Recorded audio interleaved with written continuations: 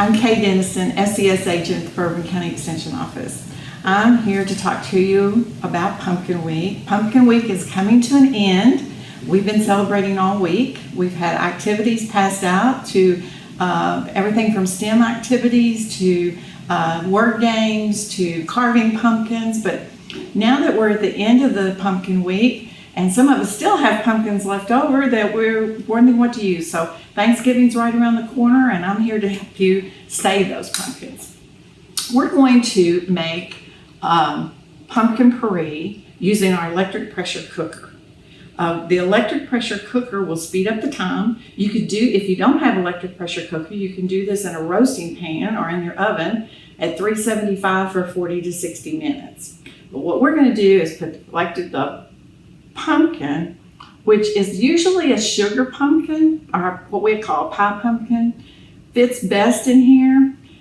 It doesn't have to be a pie pumpkin. You can use any type of pumpkin. I will tell you that the pie pumpkins are a little less watery and have a little bit more flavor than the others. And if you don't have a pumpkin, you can also do this with acorn squash. But we're going to place the pumpkin on a rack down in the electric pressure cooker pot. We don't want to set the pumpkin directly on the pan because it will get too hot. So we'll put it down in the rack, making sure that the pumpkin does not stick above the pot so that we'll be able to get the lid on it.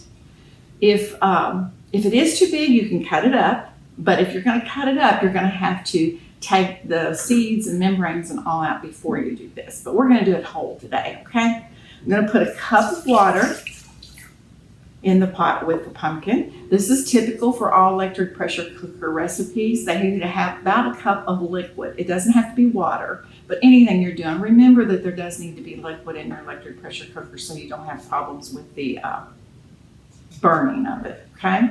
So then we're gonna take our pot and put it over here in our electric. We're gonna put our lid on. Then we set the pot on high pressure. We'll set it for about 10 to 15 minutes, depending on the size of your pumpkin. I'll tell you, in my experience, I've done 3.5 pound pumpkins. I used the full 15 minutes. That one there, I'll just set for about 11 minutes and check it when it's done. The magic of video. Over here, we have another electric pressure cooker with the pot.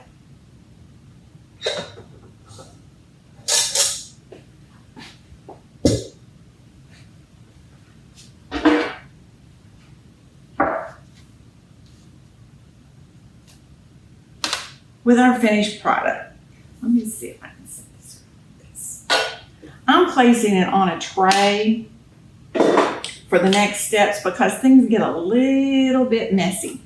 And if you put it on a tray, then everything's confined to one space, and when you get ready to clean up, you just got one item to clean.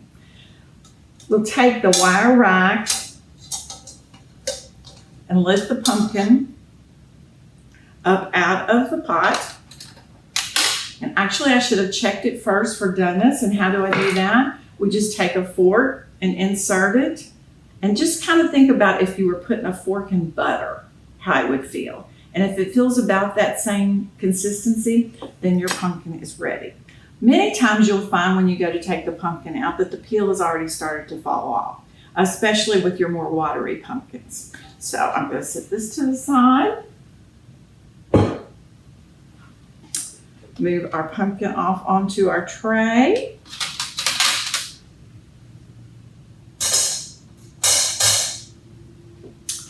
And take our stem off. How about that? The whole thing pops right off. I will tell you a little secret. If any of you make the pumpkins out of cloth and stuff them, if you can use the real stems to glue on top, it makes them look so much more original. This was a little tip that I got from one of my homemakers, Elizabeth Rankin, and I love my cloth pumpkins. So the next thing we got to do is cut our pumpkin in half.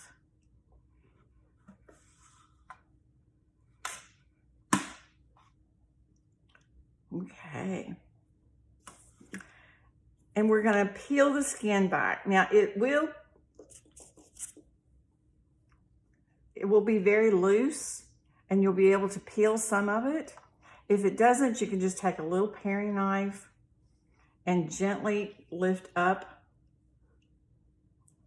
layers of the skin and pull back in big hunks. See how easy that just falls off of there? Also, I'm getting ahead of myself because I think it's a little bit easier to leave the peel on while you take the seeds and membranes out. Another secret, ice cream scoop. Perfect shape for removing all the seeds and loose membranes inside of your pumpkin.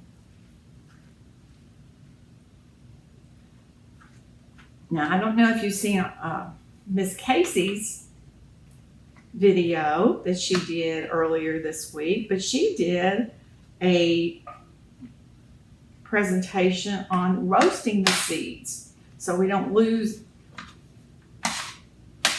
that nutrition there. Pumpkins are very nutritious. They're very high in beta carotene, which our body transfers into vitamin A. So we get all those out. Set this one to the side for sake of time. And now we'll take our peel off of this one. Oh, look at that. See, it just falls right off. Much easier than trying to peel it prior to. And again, don't be surprised if you almost skip this step in some pumpkins, because depending on the amount of water in the pumpkin, these peel after you've cooked it that long, the peel will just be falling off of it.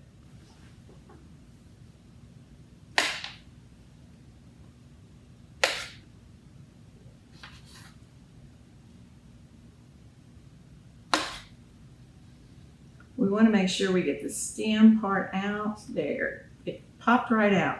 Sometimes I have problems with that one.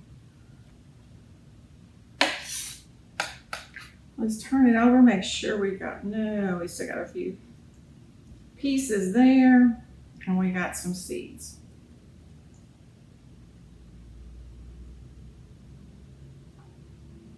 If you're going to do the roasting of the seeds, involve your whole family. It's always very much creating memories and fun. You remember the time when we roasted pumpkin seeds? Okay. We're going to cut this into big chunks. We're going to get those 2 seeds that Kay missed. Let me get my ice cream scoop there.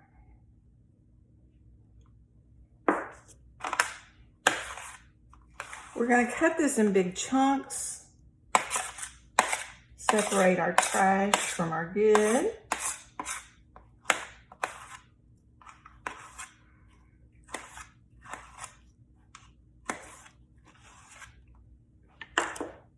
And then we'll place those chunks in a blender. That's some that I did previously to experiment to make sure it's going to work.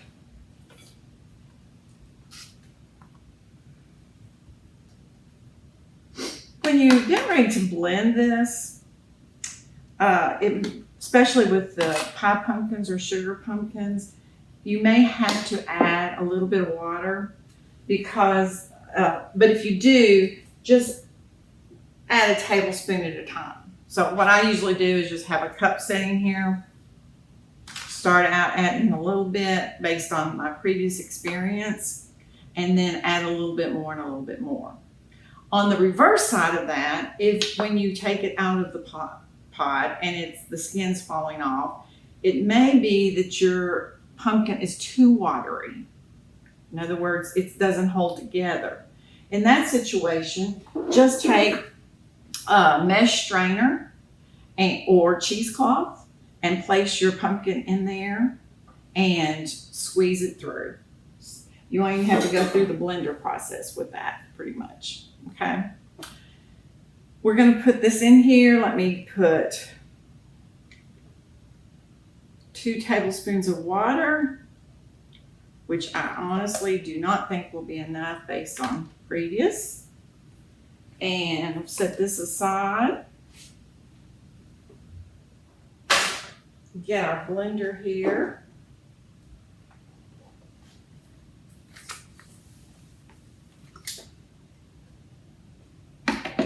The other thing I found with the blender is it works, the smoothie setting on the blender tends to do the best job of blending our, there we go, of blending this. Now I've got 2 pumpkins actually in here, so it may take a little bit more water. So let's set the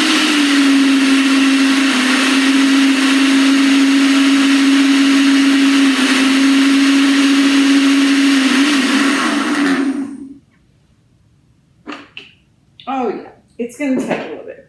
But basically, when this is all to the consistency that you want it to be for your use, either as a pie or put in muffins, or Casey made a wonderful banana bread, pumpkin bread this week.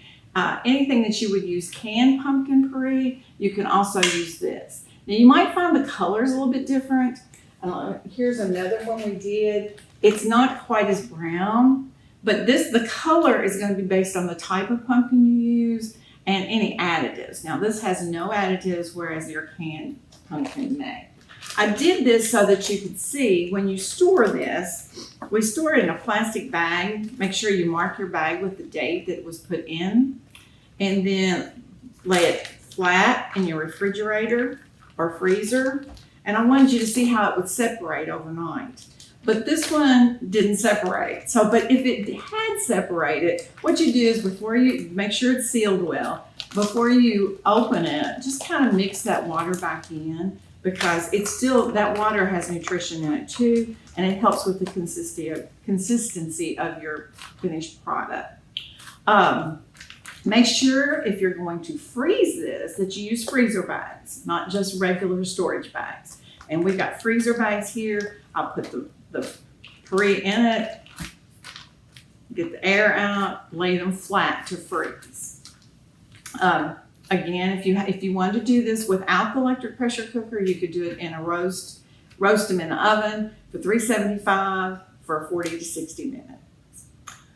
Is this nutrition? Is this nutritional? Yes, pumpkin is very good for us as humans, and guess what? It's also good for our pets.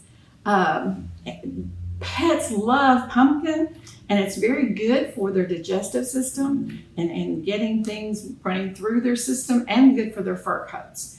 The only thing is you got to do it in moderation. One of the things that we found as a suggestion was to put a tablespoon in each of your ice tray containers, put it out there, freeze it in an ice tray, and then take those cubes out and give them as treats to your puppy dogs, but just one a day, okay? We have to do it in moderation. And somebody else in the office said it'd be good to put it in smoothies. It's already in ice cubes. It would blend better as a smoothie. However you choose to use your pumpkin puree, I hope you have fun making it. I hope you're proud of your finished product.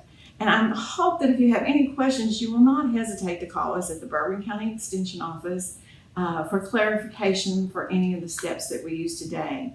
And check in with us throughout the holidays. We've got lots of new tricks and things up our sleeves to use during the holidays. Glad you joined us today. Come back and see us.